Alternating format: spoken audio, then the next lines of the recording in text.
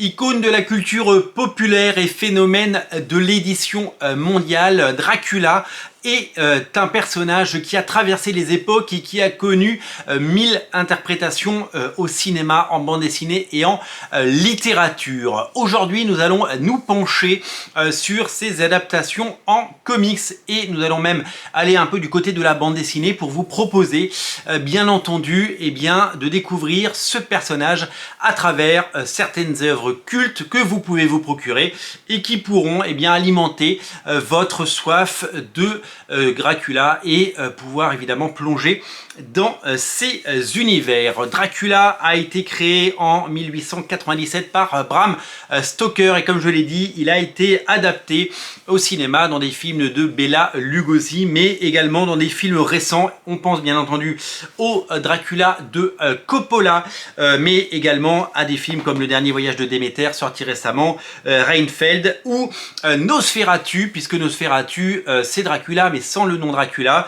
Nosferatu qui a fait l'objet de plusieurs films à travers les époques et d'une sortie récente à Noël avec un véritable succès aux États-Unis à Noël 2024. D'ailleurs, si vous aimez le personnage de Nosferatu et si vous souhaitez découvrir une bande dessinée de qualité, sachez que Comics Initiative termine une campagne de financement participatif pour un Nosferatu absolument magnifique, incroyablement bien illustré. La campagne est déjà financée, c'est un succès. Le livre sortira ensuite en librairie, mais vous pouvez toujours vous le procurer avec tous les avantages que procurent les campagnes de financement participatif. Si vous regardez cette vidéo en 2025 ou en 2026, ça voudra dire que le bouquin est déjà sorti et que vous pouvez vous le procurer bien entendu.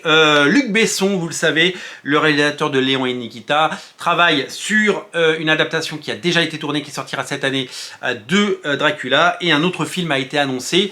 Donc ce personnage n'a pas fini, bien sûr, de nous passionner. Puisqu'on parle du Dracula de Coppola, sachez qu'un des récits les plus cultes ayant existé, c'est le Dracula de Coppola, adapté en comics, tout d'abord chez Dark Horse Comics, ressorti chez IDW aux États-Unis, le Dracula de Coppola, magnifiquement illustré par le fantastique Mike Mignola, le dessinateur de Hellboy, qui avant de faire Hellboy, et après avoir fait des titres comme Gotham by Gaslight et que vous ayez pu découvrir son style absolument incroyable, a proposé une adaptation littérale du film, non pas du roman.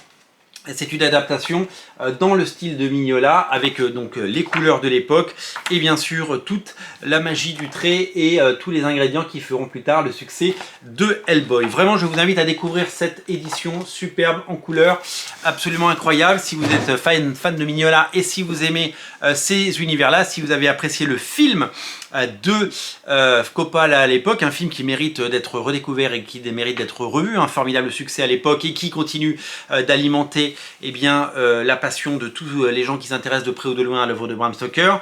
Ce Dracula est un compagnon absolument incontournable pour toutes ces moments de lecture. Une édition en noir et blanc existe, il n'y a pas les couleurs de l'époque, mais quand on voit ces pages en noir et blanc, on ne peut que se réjouir et voir à quel point le travail de Mignola était déjà puissant et incroyable, et à quel point son Hellboy, quelques mois et quelques années plus tard, allait rentrer dans la légende. C'est certainement une des plus belles adaptations de Dracula qu'on ait, et c'est un véritable classique aujourd'hui que je vous invite à découvrir. Donc ce Dracula est disponible chez Delcourt en version française dans 2 éditions, petit format, format comics en couleur, grand format noir et blanc collector pour les amateurs, s'il est toujours disponible bien entendu, parce que le risque pour ces éditions collector en édition limitée, c'est qu'elles ne soient pas disponibles. Récemment, vous le savez, Urban Comics a entrepris d'éditer les titres de Robert Kirkman, issu du catalogue Universal Monster. Donc la société Skybound aux États-Unis propose à des auteurs connus d'adapter les classiques d'Universal, donc Dracula, Frankenstein, le monstre du lagon noir, etc. Tous ces personnages qui ont fait l'objet de films cultes deviennent des personnages sous licence, et de grands noms viennent prêter leur plume pour nous offrir leur version. Ce sont des comics sous licence Universal Studios, qui sont produits par Skybound, la société de Robert Kirkman, donc le créateur de Walking Dead et d'Invincible, qui a également la licence, vous le savez, Hasbro pour les titres Transformers et G.I. Joe. Là, c'est sous ce label Universal Monster que sortent ces titres, et c'est une façon de réinterpréter ces classiques et de proposer une version nouvelle.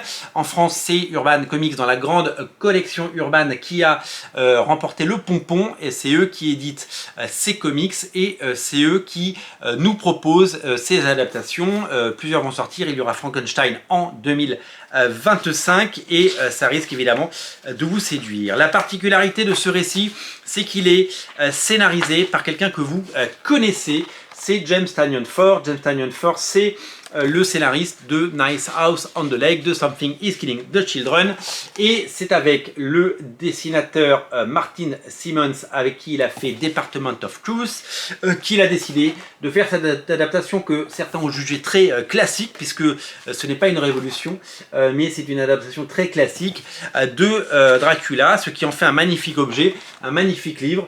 Tout le monde a loué le talent et l'incroyable dessin de ce dessinateur hors pair, qui véritablement nous séduit avec son trait et avec son génie. C'est sublimissime, c'est incroyablement beau, ça fait penser à le dernier jour de Howard Philip Lovecraft, sorti il y a un peu plus d'un an maintenant, qui a remporté aussi un formidable succès chez 404 Graphics. Les éditions françaises chez Urban sont de qualité, et pour avoir eu les éditions américaines qui sont aussi proposées dans de beaux livres, c'est une magnifique façon de proposer cela.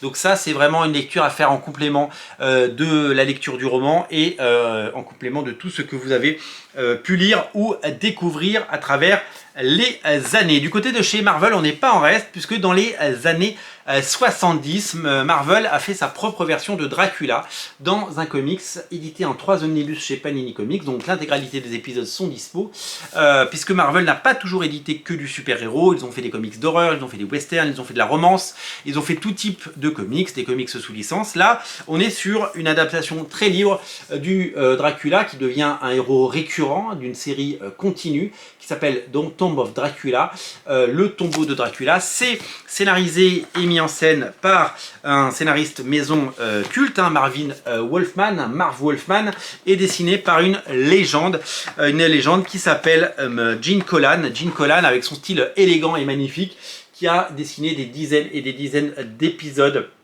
du tombeau de Dracula, et qui a accompagné la destinée de ce comics, qui a vu naître des personnages comme Blade, puisque Blade est né dans les pages du tombeau de Dracula, ou encore Wolfman, le loup-garou, le Werewolf by Night, pardon, en anglais, qui sont apparus pour la première fois dans ces comics. Donc découvrez des aventures inédites scénarisées par un scénariste de légende, magnifiquement illustré par un très très grand nom, du dessin qui sans nul doute vous séduira et vous rappellera de magnifiques récits. C'est disponible en 3 omnibus en version française chez Panini. Ça fait partie des très très grands classiques qu'il faut absolument avoir lu, et des comics qui ont tout à fait leur place dans votre bibliothèque, puisque le tombeau de Dracula fait évidemment partie de ces choses qui ont un succès phénoménal, puisque le premier tome notamment, déjà tombé en rupture, a été réédité, et que ça fait partie de ces lectures incontournables. Du côté de la bande dessinée, je ne saurais trop vous conseiller de découvrir le Dracula de George Bess dans cette collection chez Glénat. C'est sorti en petit format puis en grand format. La particularité de ces grands formats, c'est qu'ils sont à prix tout à fait abordable. Il y a eu 2 éditions, une édition classique puis une édition collector de ce récit.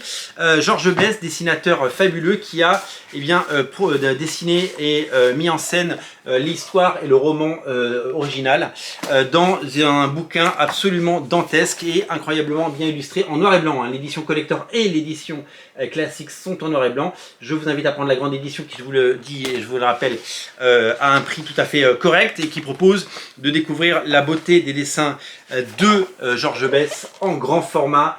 Et c'est vraiment un bouquin incontournable, si vous voulez mon humble avis, et absolument fabuleux, qui mérite d'être redécouvert. Si vous avez aimé le film et si vous avez aimé le roman original, ce récit est pour vous, les amis. C'est un récit fabuleux et incontournable qu'il faut redécouvrir d'urgence. C'est bien sûr à découvrir chez votre libraire, comme toutes ces éditions. Voilà, Dracula n'a pas fini d'alimenter notre imaginaire collectif et de faire rêver les auteurs désireux de travailler sur ces récits. Je vous invite à revoir le film de Coppola, je vous invite à aller voir Nosferatu au cinéma, je vous invite à soutenir chez Comics Initiative le Nosferatu en financement participatif ou à le trouver en librairie s'il est sorti au moment où vous regardez cette vidéo. Je vous invite à plonger dans ces comics que je vous ai conseillés et ces bandes dessinées, des récits fabuleux avec bien sûr du talent et des auteurs de légende. Merci à tous, merci à vous et puis je vous invite bien sûr à ne rater aucune émission sur Radio Comics en vous abonnant à la chaîne, c'est facile et merci à tous d'avoir suivi cela et on se retrouve très bientôt pour de nouvelles émissions. Salut!